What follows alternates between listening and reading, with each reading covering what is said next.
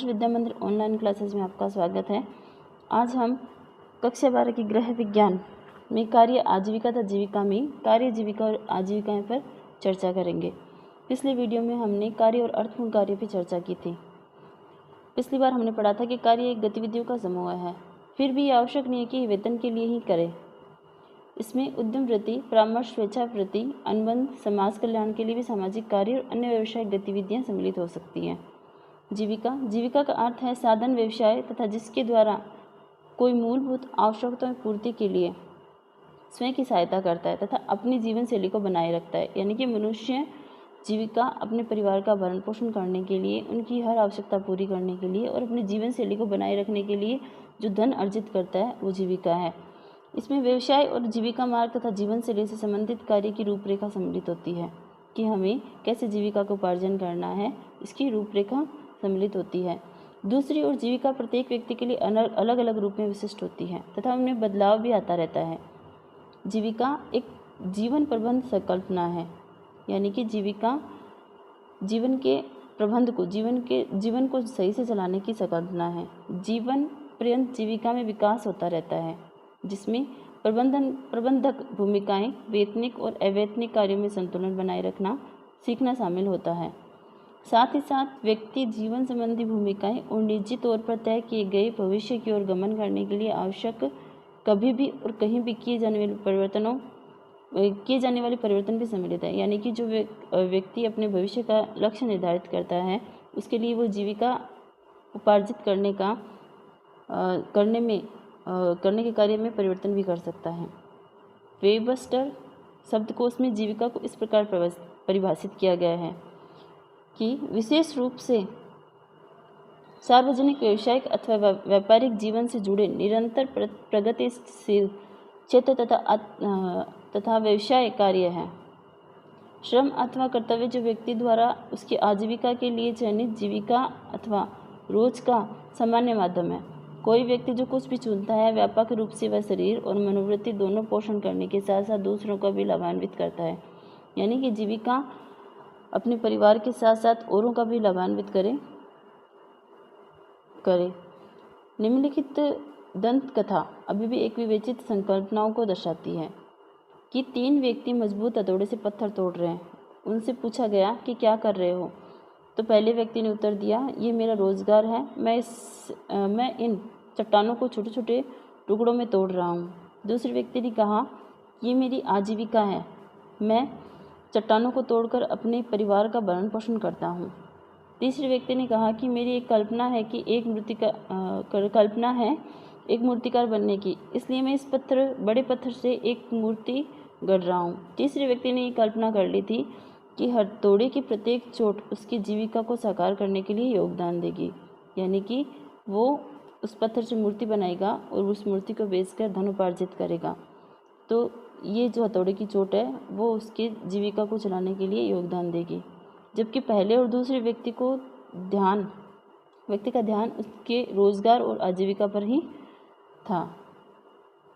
अब हम कार्य, आराम और मनोरंजन के बारे में पढ़ेंगे। सभी व्यक्ति अपनी पसंद, परिस्थितियों अथवा आवश्यकता के अनुसार कार्य करते हैं। कार्य का प्रकार और मात्रा कार्य की परिस्थितियों से निकट संबंध रखते हैं। ये दोनों बातें उत्पादन और परिणाम का निर्धारण करती हैं, जो जीविका अवधि के महत्वपूर्ण पहलू हैं। अच्छे परिणाम और उत्पादन को प्राप्त करने के लिए सभी मनुष्य के लिए आवश्यक है कि वे आराम करें, थकावट मिटाएं और स्वयं को तरोताज़ा कर लें। यानी कि लगातार काम करने के बीच में हमें आराम भी करना चाहिए, जिससे हम तरोताज़ा हो सकें। अतः बेहतर गुणवत्ता वाले जीवन और तंदुरुस्ती को बनाए रखने के लिए ये ज़रूरी है कि आराम, मनोरंजन, अवकाश की गतिविधियों के अवसरों का लाभ उठाएं और इसके लिए समय निकालें। अवकाश या मनोरंजन की गतिविधियां वह हैं जो आराम, सुख, भागीदारी उपलब्ध कराती हैं तथा विशेष रूप से हंसी मजाक, मनोरंजन और स्वास्थ्य को बढ़ावा देती हैं। प्रत्येक व्यक्ति को आराम और अवकाश का अधिकार है। साथ ही कार्य करने के समय की औचित्यपूर्ण सीमा के अलावा समय समय पर सवेतन छुट्टियां मिलनी चाहिए। व्यवसायिकों को काम के दबाव से बचने के लिए आराम करना चाहिए ताकि उनकी उत्पादकता प्रभावित न हो। सबसे सामान्य और प्रभावी तरीका ये है कि किसी प्रकार के मनोरंजन में भाग लें। यानी कि लगातार हम काम करेंगे तो हम इतनी अच्छी तरह से वो काम नहीं कर पाएंगे। इसलिए हमें बीच में आराम करना चाहिए, कोई मनोरंजन की गतिविधि में भाग लेना चाहिए। मनोरंजन कोई भी इस प्रकार की गतिविधि है जो शरीर, मन अथवा आत्मा को आराम देती है और व्यक्ति को कठिन कार्य जो शारीरिक या मानसिक हो सकता है से राहत मिलती है। वास्तव में 8 घंटा प्रतिदिन की अवधारणा अथवा 40 घंटे प्रति सप्ताह की शुरुआत ब्रिटेन की औद्योगिक क्रांति से हुई और जहां बड़ी फैक्ट्रियों के औद्योगिक उत्पादन ने कार्य जीवन को बदल कर रख दिया और बदले में कार्य करने के अधिक घंटे, अनियमित निकृष्ट परिस्थितियों को थोप दिया। बाल श्रम का चलन सामान्य था और सप्ताह में 6 दिन 10 से 16 घंटे की लंबी कार्य अवधि प्रचलित थी। इस प्रकार एक नारा उभर कर आया, 8 घंटे श्रम, 8 घंटे मनोरंजन और 8 घंटे आराम। अनेक देशों और संस्कृतियों में श्रम दिवस या मई दिवस मनाए जाने में 8 घंटे प्रतिदिन आंदोलन का पुराना इतिहास रहा है। विश्राम और मनोरंजन वास्तव में कार्य से थोड़ी राहत पाने के लिए होते हैं। मस्तिष्क सोचना और चिंता करना बंद कर सकता है।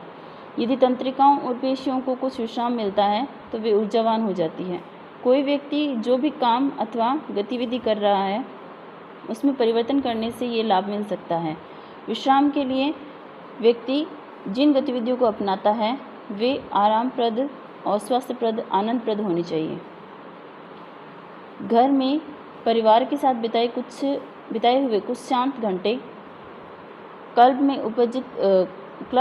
में उत्तेजित और उद्विग्न करने वाले माहौल से बेहतर होते हैं। व्यर्थ की गतिविधियों में बिताए जाने वाले समय की अपेक्षा जल्दी टहलना ज़्यादा कारगर होता है। टेलीविज़न देखना एक सबसे बड़ी समय बिताने वाली और मनोरंजन की गतिविधि है। कंप्यूटर का उपयोग, कंप्यूटर और वीडियो खेल खेलना, पढ़ना, संगीत सुनना, फिल्म देखना, बागवानी करना, तैरना और गाना मनोरंजन के अन्य उदाहरण हैं। संक्षेप में इसका अर्थ है कि व्यक्ति को ऐसे काम में स्वयं को लगाना चाहिए जिससे उसे आनंद मिले, जैसे कोई अभिरुचि, मनपसंद खेल अथवा समय बिताने का कोई अन्य तरीका। धन्यवाद।